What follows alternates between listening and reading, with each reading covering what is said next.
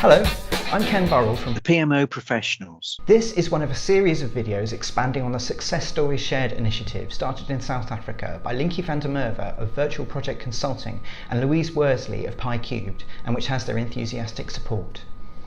Aldous Huxley said that men do not learn very much from the lessons of history is the most important of all the lessons of history.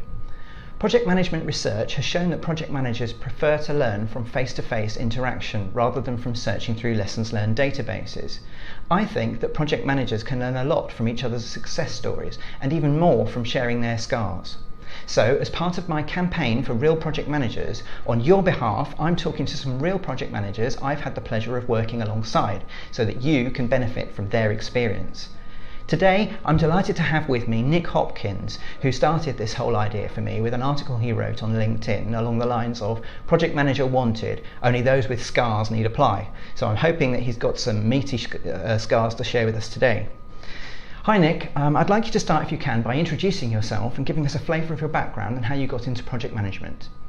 So I'm Nick Hopkins. I've been an IT project manager for around 12 years now. Prior to that, I worked in IT development, so I come from an IT background. I stumbled into program management, really. I didn't ever intend that. That's pretty common, I think, for a lot of people. And my background is insurance. Normally I end up replacing the entire policy administration system, which is a fairly disruptive process that can run for sort of multiple years.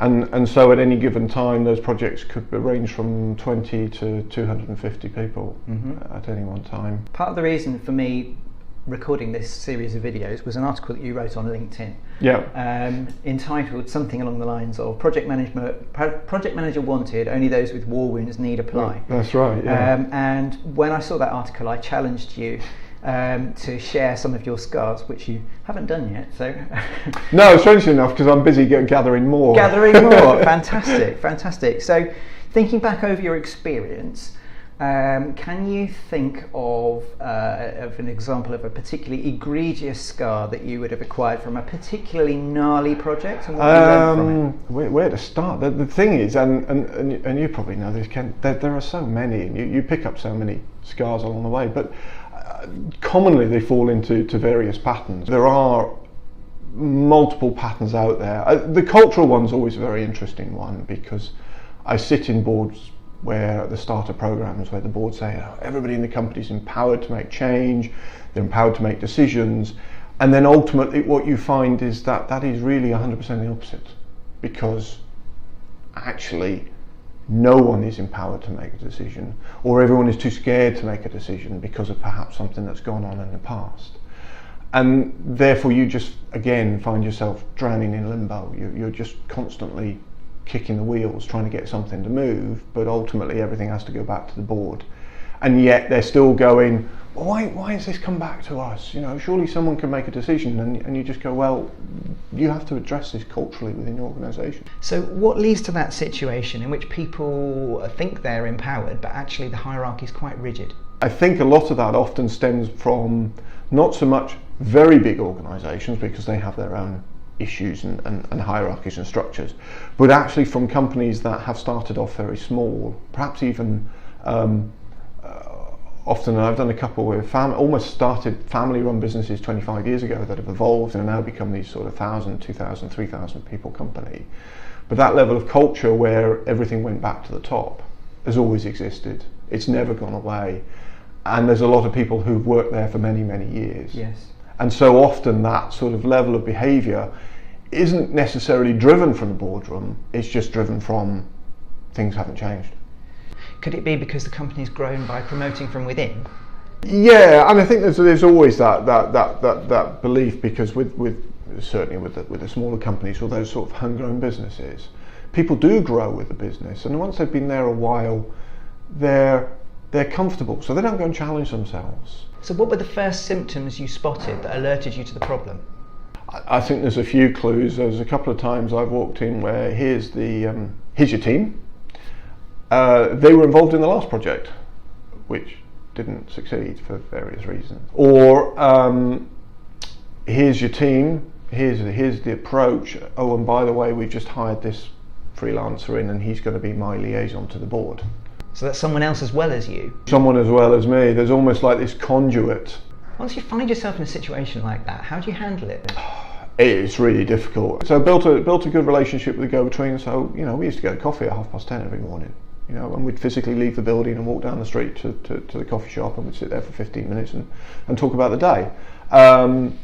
Because actually I found that him on neutral territory, strangely enough, for those 15 minutes of the day was much easier to control. Right. And so actually all you're doing is just trying to find ways around the blockade in the road. And we did that a lot. And we actually made, to be fair, we made a fair bit of progress, but we could have done it a lot quicker. I think early days for me now, having done that one, I test the whole decision-making process. I think it was one thing that we were struggling with. And I just took everybody off site for 2 days. And we put them in a room, flip charts, did this, did that, how about this, how about that. And very quickly you can see how the behaviour's playing out. You'll start to see who are the ones that aren't speaking up, who are the ones that everybody's gravitating towards, and where actually are the decisions being made, or are there not decisions being made? You know, are people sort of saying, yeah, we need to decide that, let's park it. You know, they're clues. Let's park that decision. Well, it's fairly fundamental to where we're going to go. Give us a steer, give us a drive as to what this is looking like. Because, no, we'll come back to that. Okay, so let's just challenge on when we're going to come back to that, because that's fairly fundamental. Yeah, then you can start to see where the behaviours are coming out from. So I think that to me is quite key, because ultimately you need to know the people that you're dealing with. So it's about identifying the key players in the team. It's about identifying the group dynamics of the team. Yeah. Who's leading? Who's following? Who's making decisions? Who doesn't want to be there? You know, that's really about it. And who wants to drive this forward? Who wants to do the right thing? Okay, so once you've identified those key players and you're comfortable with what the group dynamics are, then what? Identify the weaknesses and identify the strengths. Identify the decision makers and the power base, and then use that to your advantage. And build the relationships with those people. So they're the ones that you take to one side and just have sort of one-to-one with, and go, right, okay, look, this isn't working. What do we need to do about it? Is there anything else that you can think of SCAR-wise that's really caused you problems in your project management career? Yeah, the big one where the stakeholders don't want change. The really big one where you're fighting against a tide of resistance. Okay. And that's much more difficult to deal with, because actually no matter how much you take people to one side, no matter how well you build those relationships, ultimately that resistance to change is going to impact what happens. And sometimes that they are a little bit blind to that, and sometimes that's where, as I said earlier, you come back to these political clashes where really there's a them and an us. You know, IT is doing this to us. We don't want a new system. We don't need a new system. Well, actually you do, because your old system hasn't been in support for 3 years and it's creaking at the seams and it falls over every Monday morning. But you know, you don't need a new system. That's absolutely fine. That's much more difficult to manage, particularly if that resistance is coming from much higher up the chain. It can be difficult when they're in a position of decision making and they do have final say on things. So then you can find yourself stuck in a limbo. And spinning your wheels waiting for those decisions to be made. All you can do is just use your steer codes and your program management boards and your steering packs and force the decisions higher. The toolbox it has a number of mechanisms open, and risks and issues, actions, you know, even project finances. Actually, we've got a whole team sitting here not able to do anything, and it's burning you £20,000 a week, you know, because they're not doing anything. Need this decision. So effectively the cost of doing nothing. Yeah, just the cost of doing nothing. The governance forums where you're face to face around the table with your key decision makers and your key stakeholders. If you're not getting any traction anywhere else, that's your number one tool. That's where you have to raise it. Nick, thanks for sharing those scars with us. So today we've heard from Nick about how he's recovered from things that have gone wrong on his projects.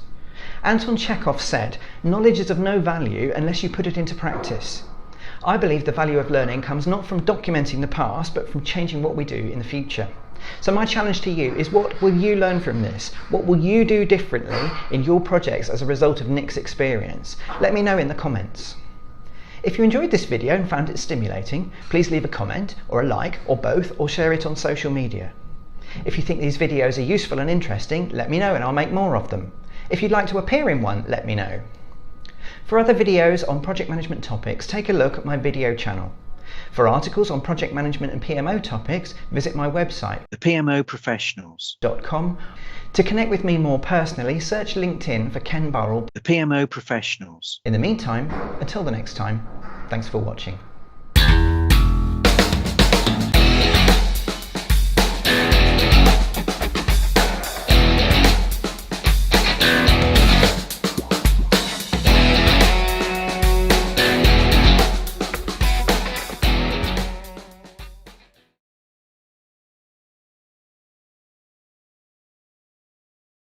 The PMO Professionals.